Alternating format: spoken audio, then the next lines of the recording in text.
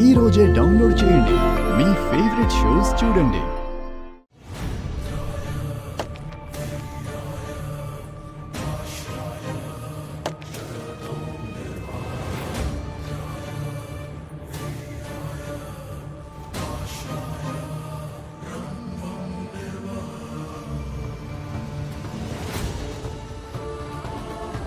శౌర్య sir నన్ను తప్పుగా అర్థం చేసుకుని కొంతకాలం నాతో మాట్లాడలేదు.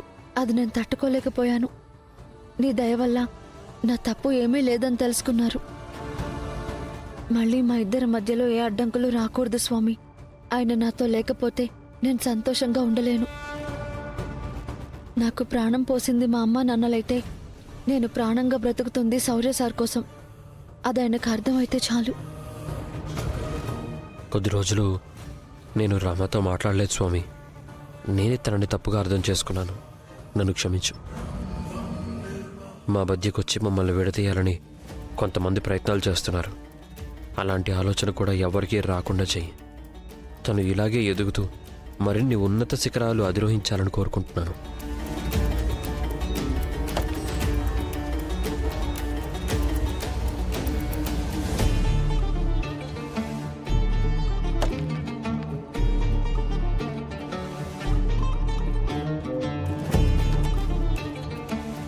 చారు, నీకు కళ్ళు రావాలని దేవుడికి కొబ్బరికాయ కొట్టు. మీ కోరిక ఏమైనా ఉంటే మనసులో దేవుణ్ణి కోరుకో అమ్మా. మేము నాశనం అవ్వాలన్న ఒకే ఒక్క బలమైన కోరిక ఉంది దానికి.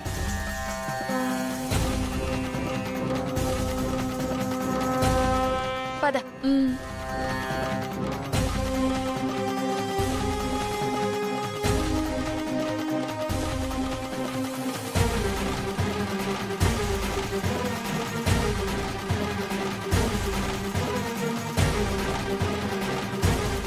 స్వామి, పూజారి చెప్పింది నిజమైతే నేను ఈ నిప్పుల మీద ఆద్యని నడిపించాలనుకుంటున్నాను. నా ఈ కోరిక నెరవేర్చు.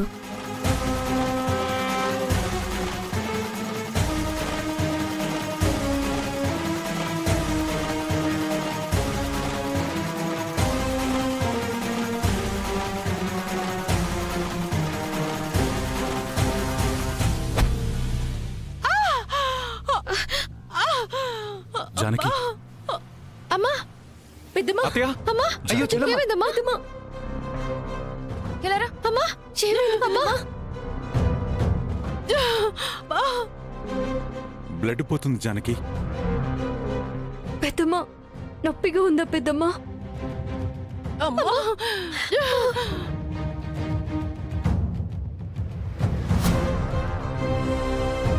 చారు, ఏం చేసావు? ఏమైంది శ్రీను బావా? కొబ్బరికాయ రాయి మీద కాకుండా వదిన కాలు మీద కొట్టావు. అయ్యో,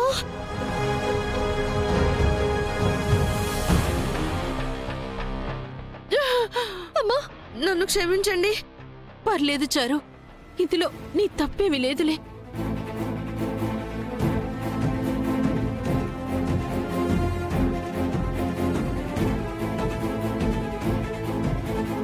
ఏమైనా అయిందా జానకి? కాలు వాచిపోయింది బాగారు. రక్తం కూడా కారుతుందన్నయ్య.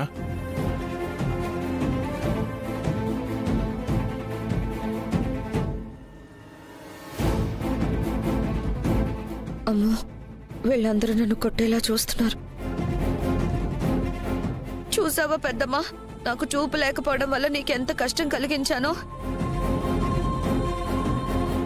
నేను నష్టజాతకురాల్ని. పెద్దన్నా, నన్ను క్షమించండి పెద్దనాన్న. పర్వాలేదమ్మా, నీకు కనపడదు కదా, కావాలని కొట్టలేదు కదా.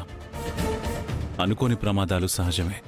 పాపం పెద్దమ్మ నిప్పుల గుండం తొక్కుతానని మొక్కుకుంది. ఇలాంటి పరిస్థితుల్లో నువ్వు తొక్కలేవు పెద్దమ్మా.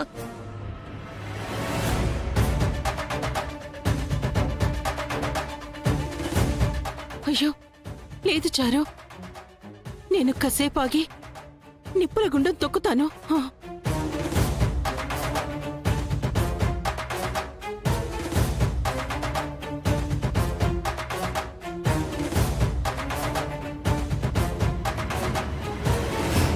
అది వీలు కాదమ్మా.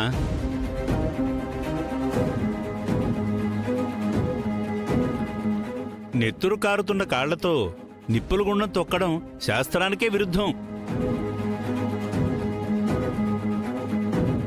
మా వారికి కాళ్ళు రావాలని మొక్కుకున్నాను. మరి నా మొక్కు పరిస్థితి ఏంటి? దానికి ప్రత్యామ్నాయం ఆలోచిద్దామమ్మా. అయ్యో పెద్దమ్మా, మీ తపన నాకు అర్థమవుతుంది, కానీ గుళ్ళో తప్పదు. ఏ రామా, ముందు పెద్దమ్మని పక్కకు తీసుకెళ్ళండి, విశ్రాంతి తీసుకుంటుంది. పదమ్మా. సార్ రండి. అమ్మయ్యా, రామలక్ష్మిని ఇక్కడ లేకుండా చేశాం. ఇప్పుడు నేను అనుకున్న అస్త్రాన్ని ప్రయోగిస్తే సక్సెస్ అవుతాం.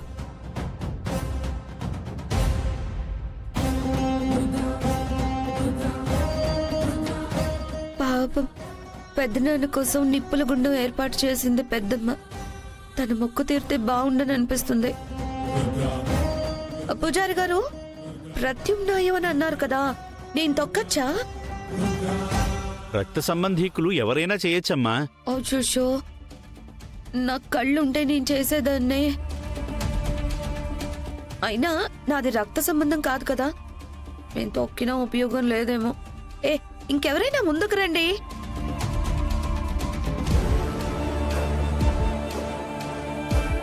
నేను నడుస్తాను పూజారి గారు. కుదరదు బాబు, ఆడవాళ్ల మొక్కు ఆడవాళ్లే తీర్చాలి.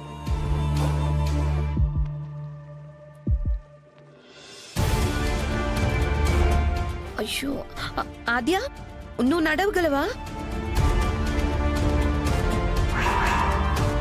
అమ్మచారు, నువ్వు మామూలు దానివి కాదే.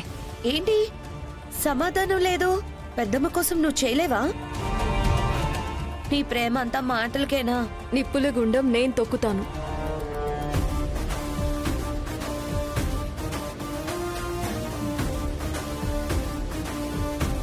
ఆద్య వద్దు.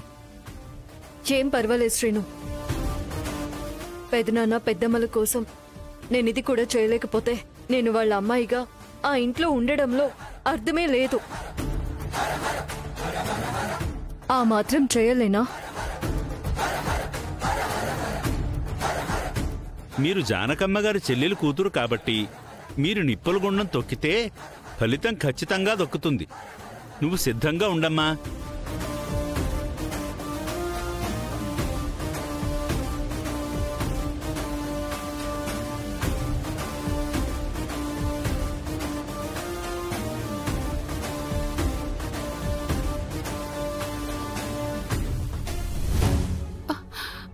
అక్కడ కూర్చుంది. దా.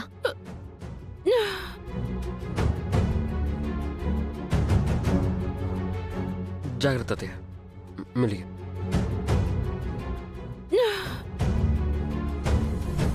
సారీ సార్, మీరు అమ్మని చూస్తూ ఉండండి, నేను వెళ్ళి పసుపు తీసుకొచ్చేస్తాను. రామా, పసుపు ఎక్కువ మండుతుందమ్మా, వద్దు. అత్తయ్య, పసుపు నొప్పిని తగ్గిస్తుంది. రామా, నువ్వు వెళ్ళి తీసుకురా.